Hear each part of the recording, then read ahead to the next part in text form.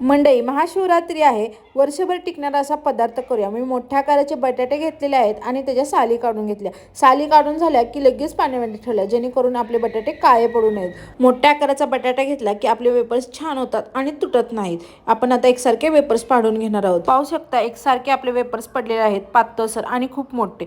हे वेपर्स सगळे पाडून झालेले आहेत। 2 ते 3 वेळा मी पाण्याने धुवून घेतलेले आहेत आणि इथे मी पाणी गरमच करत ठेवलेलं। चवीनुसार मीठ घातलं, थोडासा तुरटीचा खडा, जेणेकरून आपले चिप्स पांढरे शुभ्र होतात। पाणी उकळतच ठेवलेलं सगळे खिसलेले चिप्स मी पाण्यामध्ये घातले। हळूहळू करून मी हे 2 ते 3 वेळा ढवळून घेतलं आणि अर्धे कच्चे आपण चिप्स शिजवून घेणार आहोत।